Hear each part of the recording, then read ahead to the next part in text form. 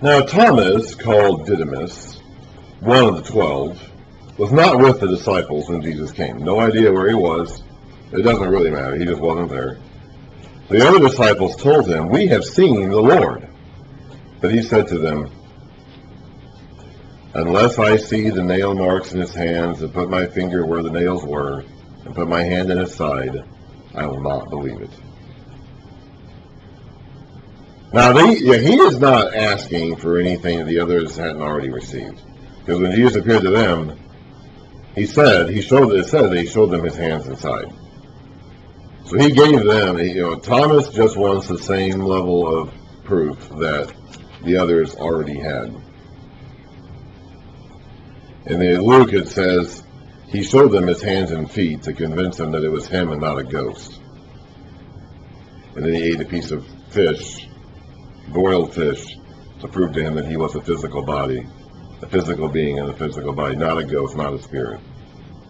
They can touch him, he can eat. You can give him a piece of fish and he'll eat it and it's gone. You can't do that if he's a ghost. A week later, his disciples were in the house again, and Thomas was with them this time. Though the doors were locked, Jesus came and stood among them and said, "Peace be with you." Then he said to Thomas, "Put your finger here. See my hands. Reach out your hand and put it into my side. Stop doubting and believe." Thomas said to him, "My Lord and my God." This is the culmination of the confessions of other people about Jesus' identity in the Gospel of John. My Lord and my God. We call Thomas Doubting Thomas. We kind of hold it against him that he didn't take the other apostles' word for when they said they saw him. We really should call him Confessing Thomas, because this doubting episode paves the way for the greatest confession of Jesus' identity in the Gospel of John, my Lord and my God. And Jesus doesn't rebuke him for saying that. He tells him instead, "Because you have seen me, you have believed. Blessed are those who have not seen and yet have believed." And that's everybody. That will be everybody who's not in that room. Everybody in that room saw and believed. Not just Thomas. Not just Thomas. Everybody in that room saw and believed. Everybody outside that room is going to have to believe beyond this, despite not seeing. Only a handful of people ever got to see it. Paul indicates 500 people maybe got to see it. At one point, 500 people saw it. Mainly these men and some of these women. A small number. In Acts 1, there's 120 with them in the room, the house, wherever they are. So 120 people got to see it. 500, Everybody else, besides that group, believes without seeing. Blessed are those. And that includes you, that includes me, includes everybody else who's ever been anyone other than that small number.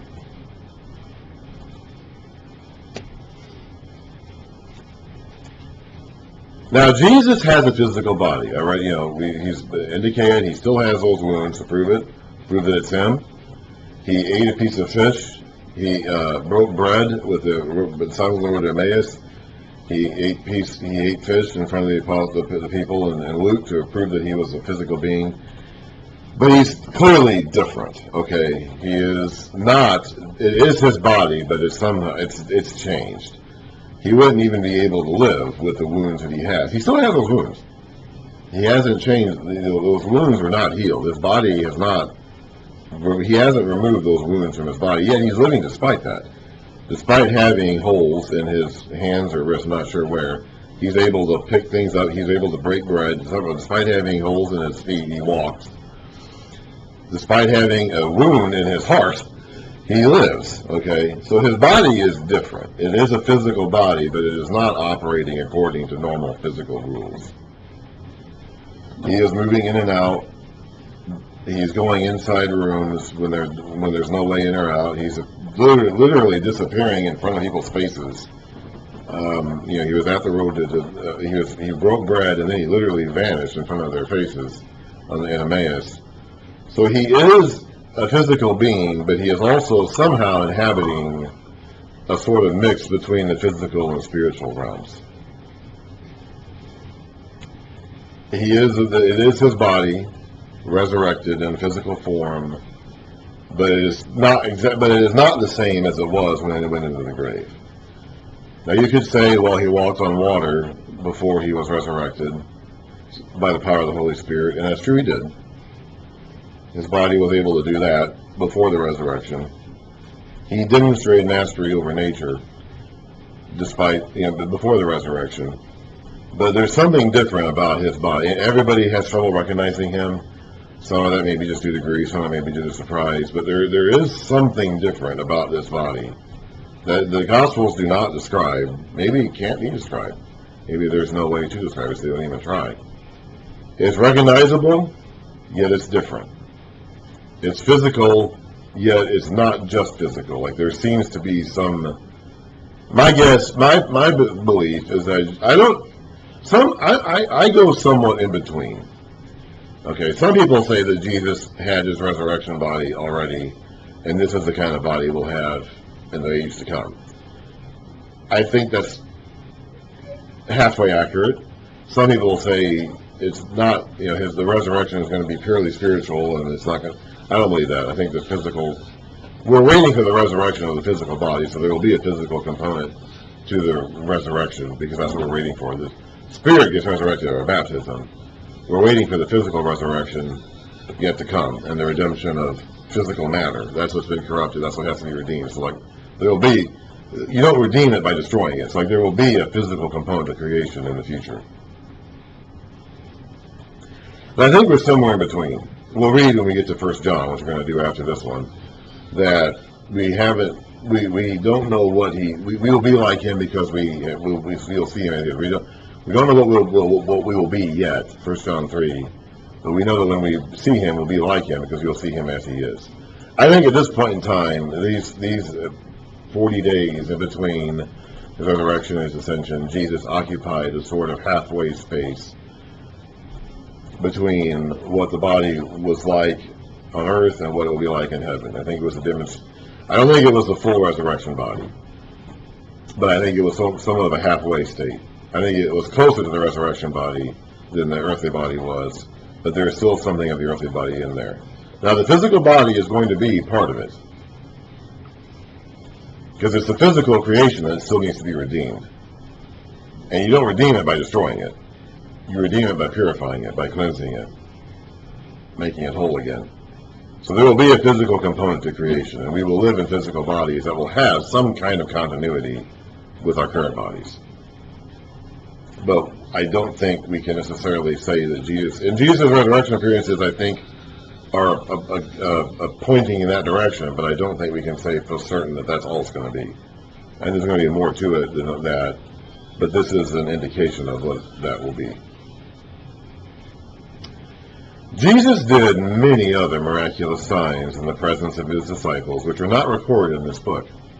But these are written that you may believe that Jesus is the Christ, the Son of God, and that by believing you may have life in his name. Now, some people tell you that this is the end of the Gospel of John, and that chapter 21 was added later. I don't think that that's accurate. I think that kind of sounds like a close. It kind of does. But I think what that is, really, is John has made his point with the signs. Okay? He has now told you why he wrote these signs down. And it culminates in Thomas's confession here, my Lord and my God. And that is that kind of faith which Thomas expressed here, which is why I think we do a disservice not only to Thomas, but to ourselves when we label him as doubting Thomas. We should really call him believing Thomas or confessing Thomas, because that confession of faith he makes there is the pinnacle. That's the climax of these signs. So John has now, the writer of the gospel, has now accomplished his purpose by laying these signs down and saying this is the kind of faith that these signs are supposed to bring out in you. I saw all this. I witnessed all this. I'm telling you the truth. This all happened. And I'm telling this to you so you can believe what I believe and what Thomas believed, that you can believe in Jesus Christ, Son of God, and by believing you may have life in his name. I don't believe that. It sounds kind of like a close, but I don't believe that's actually meant to be the close of the book. Because there's no chapter, which does have an actual ending. Afterward, Jesus appeared again to his disciples by the Sea of Tiberias, that is the Sea of Galilee. Another indication this book was written a little bit later, because that name, Sea of Tiberias, came along later. It happened this way. Simon Peter, Thomas, called Didymus, Nathanael from Cana in Galilee. We finally find out that Nathanael was from Cana. The sons of Zebedee, James and John, and two other disciples were together. I don't know who those two others were, and I don't know why the author doesn't mention them. Now, we don't know who the sons of Zebedee are from John. We would not know these people except for the other Gospels. If you just knew the Gospel of John, you wouldn't know who those guys were, but they were James and John, the sons of Zebedee, fishermen, Peter's fellow fishermen. I'm assuming one of the other disciples was Andrew, Peter's brother, who was also a fisherman, but I don't know. Why John did not see fit to mention their names, maybe he forgot who they were. I don't know. I don't know. I genuinely don't know. I don't know why that is.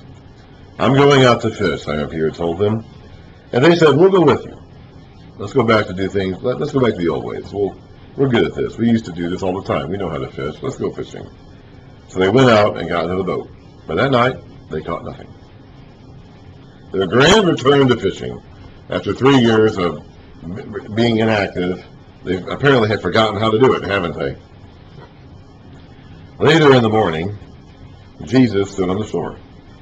The disciples did not realize it was Jesus. They were probably too far out to make him out. They just knew a guy was standing over there.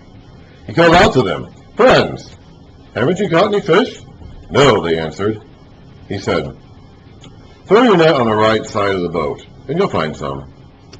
When they did, they were unable to haul the net in because of the large number of fish.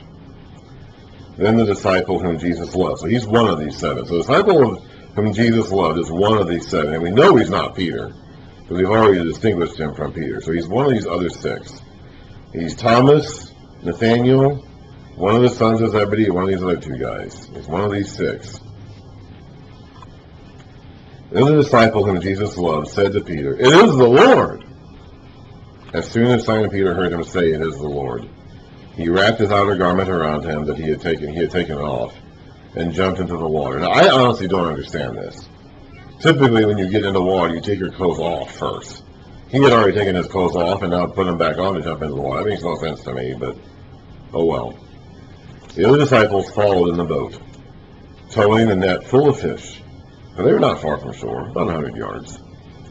When they landed, they saw a fire of burning coals there with fish on it and some bread. Jesus said to them, "Bring some of the fish you've just caught."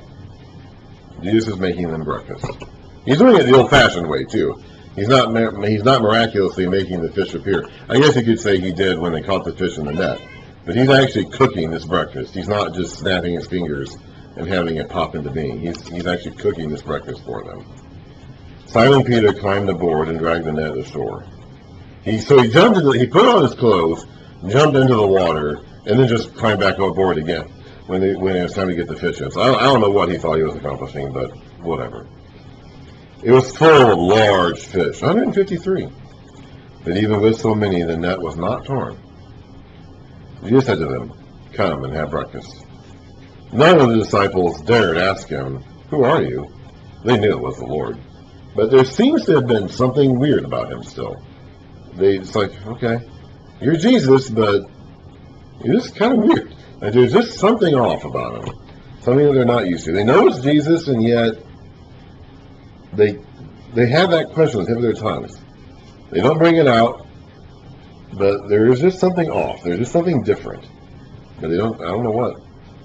You can tell from the overall tone of all these appearances that there's just something different about the way he looks. Something. They knew it was the Lord. Jesus came, took the bread and gave it to them, and did the same with the fish. This was now the third time Jesus had appeared to his disciples after he was raised from the dead. When they had finished eating, Jesus said to Simon Peter, "Simon, son of John, do you truly love me more than these?" "Yes, Lord," he said, "you know that I love you." Jesus said, "Feed my lambs." Again Jesus said, "Simon, son of John, do you truly love me? He answered, yes, Lord, you know that I love you. Jesus said, take care of my sheep. I don't know what he means. It's vague. I think from what I've read, even the original language, it's vague when it says, do you love me more than these? More than what? Do you love me more than these men? Do you love me more than these men love me? Do you love me more than these fish? Do you love me more than fishing? Do you love me more than you love these men? Do you love me more than these men love me? That's the question. It's just kind of, how far do you love him, Peter? The third time he said to him, Simon, son of John, do you love me? Peter was hurt because he has asked him for the third time, do you love me? He said, Lord, you know all things. You know that I love you. Jesus said, feed my sheep. I tell you the truth. When you were younger, you dressed yourself and went where you wanted. But when you are old, which he isn't at this point in time, but he will be someday, you will stretch out your hands and someone else will dress you and lead you where you do not want to go. Jesus said this to indicate the kind of death by which Peter would glorify God. Then he said to him, follow me.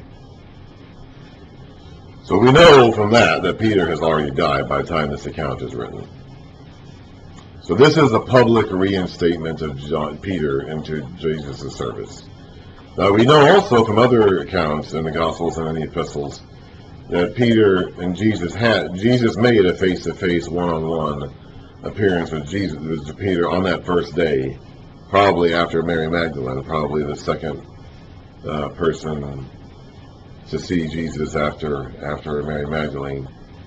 And we don't know what they talked about. That actual, we know it's mentioned, it's referred to, but that actual encounter is not described in any detail anywhere. Probably very private. Clearly, it was a reference. It's grown out of Peter's denial of him. Even in Mark, when we first read the very abbreviated account of the angels talking to the women, it says, "Go tell the apostles and Peter." So there is a special mention of Peter mentioned there, because Peter was the one. Judas killed himself; he's gone. But of the other remaining 11, Peter was the one who had failed the most spectacularly. So he's the one who needs the most encouragement. So the angels make a mention of him. Jesus makes a special appearance to him. Now he does a public reinstatement of him in front of the other 6 men who were there at the time. It's not intended to hurt Peter or to humiliate him. It's intended to restore him publicly so that the others know that Peter is still a member of this group. And also to say that Peter is going to be faithful unto death. You know, Peter ended up dying in Rome probably sometime in the mid to late 60s AD during Nero's campaign against the Christians, which started in the mid 60s AD. And Peter and Paul both probably died during that time. Paul was a Roman citizen, so he was probably beheaded, and Peter was not a Roman citizen, so he was crucified. Now there's a long-standing legend that Peter was crucified upside down. I don't believe that. That makes no sense. It doesn't make any sense. Crucifying someone upside down would defeat the entire purpose of crucifixion, so I don't think that happened. But I think he was crucified. So I think by this point in time, by the time this book is written, that's already happened, and Peter's already dead, and probably has been dead for some time. And so Jesus is saying here, you're going to be faithful to me all the way up to death. You're going to feed my sheep. He's going to be the leader of the apostles. You're going to take care of my lambs, and you're going to follow me all the way up until death. Now, in the original language, we see in this in English just the word love over and over and over again. The original Greek has several words for love, and there's been some discussion about the different kinds of words that are used here for love, whether or not it means, it has any significance, and probably it doesn't.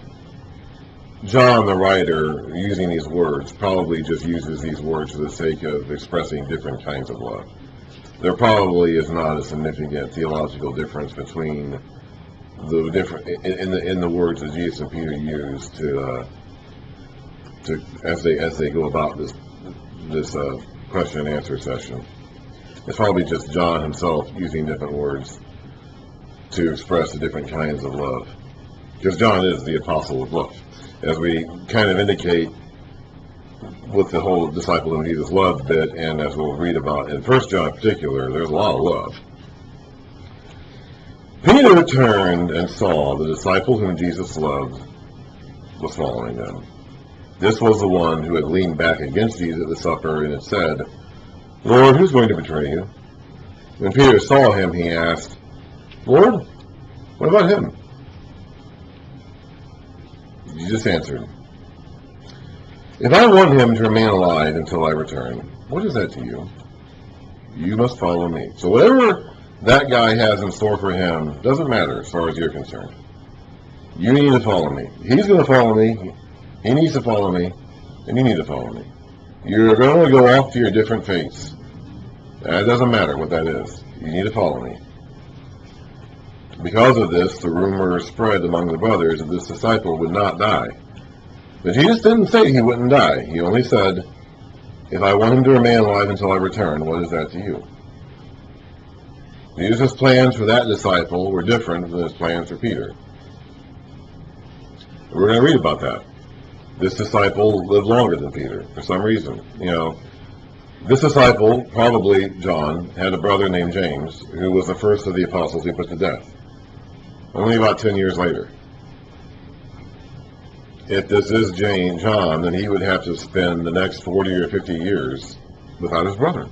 John lived, assuming this is John, which I believe it is believed to have lived to be about 100 years old near the end of the first century. James, his brother, was put to death around 44 AD. So he would have lived 50 years or so without his brother. Why God let James be put to death so early and John remained 50 years beyond him, I don't know. James was put to death by Herod, and we'll read about this when we get to the Gospel to Acts. But Herod then went on to arrest Peter, and was going to do the same to him, but Peter had him set free from prison by an angel. He could have had James set free from prison by an angel, but he didn't. Two men both suffered the same fate. They were both arrested by Herod, but one of them was put to death, and one of them was miraculously set free by God himself. I don't know why. But that doesn't matter. In the end, it doesn't matter. In the end, we can't control it. I don't know why that is. I mentioned before in some other videos, another example I like to go to is the Old Testament kings. You have Manasseh, the most wicked king of all of the southern kings, and also the longest reigning of all the Israelite kings. He reigned for 55 years, and he was the worst of all. He did eventually repent, though, at the very end. He had 55 years to be wicked and to eventually to repent. And his son, Amon, only got 2 years. One guy got 55 years, one guy got 2. Why is that? I don't know. In the end, though, we have to follow Jesus, wherever that road takes us.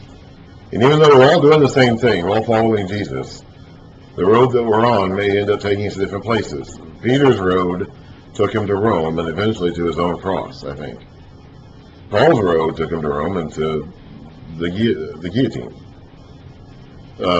John's road took him to Ephesus, apparently, and eventually to exile in Patmos. Why that is, who knows? Maybe God tells him to get there. I don't know. But our job is to follow him wherever that road takes us. And each of us has his own. Paul is going to mention this in his epistles. Each of us has a race to run. We're all running toward the same goal, following the same master, running for the same prize. But each of us is running his own race. And each of us can be disqualified if we turn away from the race, if we decide not to follow him any longer. We're not actually running against other runners. Like Peter and John are not competing with each other. Peter, James, and John are not competing with each other. Paul is not competing with them. They're not competing with Paul. Each of them is running to win his own race, to finish his own race and get his own prize. But each of them is running for the same purpose, following the same master, and is not running in competition with the other racers. So whatever path your road takes you down, whatever race you run, you follow Jesus wherever that takes you. This was a disciple who testifies to these things and who wrote them down. We know that his testimony is true. We know now who wrote this gospel, or who at least was responsible for its content. That we referring to there is probably the team of people who helped him put this. I think probably John wrote this down by speaking it out, and someone else wrote it for him. And so that "we" probably refers to the team of people who helped him put this book in written form based on his spoken recollections. Or it could be like a team of elders who were with him, maybe in Ephesus, maybe somewhere else. But there were others who confirmed that his testimony, these people who had listened to him, and who knew that this was his testimony, and his testimony was true. Jesus did many other things as well. If any one of them are written down, I suppose that even the whole world would not have room for the books that would be written. So there is and finally, the very last verse of the very last gospel. We finally get the explanation why we don't know more about Jesus' life. If we had tried to write down everything he did, we wouldn't have enough paper and ink to contain it all. And that is an exaggeration, that's hyperbole. But that does address the question of why don't we know more? If Jesus' life was so important, and if, it's like, why didn't we have more? Well, we have enough. Basically, the answer is we have enough. The deeds that have been recorded of Jesus in this gospel and the other three are enough. And he said at the end of chapter 20, they're enough to produce a faith that can lead to life. If you don't believe the testimony that's there, you're not going to believe any more testimony that can be offered. In the end, that's the fact. Yeah, I'd like to know more about what Jesus did. I'd like to know more about his life. I'd like to have more detail. I would, very much so. But in the end, what's written is enough. If this isn't enough for you, then any more details that could be produced would also not be enough for you. And that is the reason, ultimately, why we have what we have and why we don't have what we don't have. Okay, so that's it for the Gospels. I am done with the Gospels. It took a year, but I finally have finished the Gospels. Whew! I am going to move on to the Epistles of John next.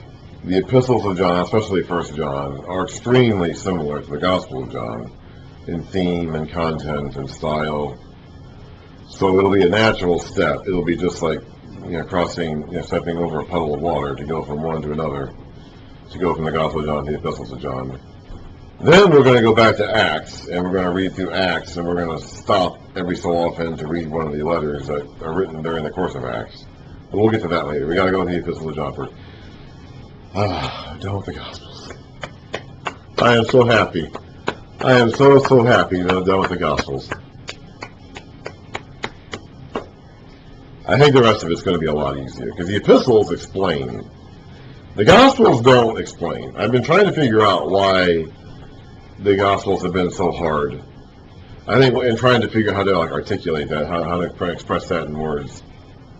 I think a lot of it is because, and I don't have the full answer yet prepared, but I think a lot of it is because the apostles just record what Jesus did and said. They do record how he fulfilled Old Testament scripture, but they don't really give you the explanation. The epistles do that. The very nature of the epistles is to explain, so it becomes a lot easier than to teach the epistles, because the whole point of the epistles is to explain different things. So I think that the epistles will go a lot easier than the Gospels did. I don't think it'll take me a year to get through these. I think it'll be actually pretty easy. If you can get through the Gospels like we did, I think the epistles are largely going to take care of themselves. The main thing with the epistles, and this is true for the entire Bible, and I've been mentioning this all the way back since we started in Genesis, is to understand, to try to put yourself in the mindset of the original audience, understand, to whom it was written and why. And once you've got that, you really unlock a lot of the epistles. But we've been doing that since the beginning, so we're well equipped to be able to handle that. And once you've done that, the epistles basically, some of Paul's stuff is kind of complicated, and Paul's way of talking is kind of awkward, as we're going to read about when we get there. We'll get to John first, and we'll talk about that when we get there. But some of the just overall style of talking is kind of weird and difficult. But once you've figured out who the audience is and what their concerns were, and why the epistle was written to them, and a lot of it makes sense on its own. And like I said, once you've gotten through the Gospels, the epistles themselves are by their inherent nature, they are written to explain. So a lot of it's going to become easier from now on. Whew. That's next time. 2 John, 3 John, 1 John, and then we'll go back to Acts and the rest.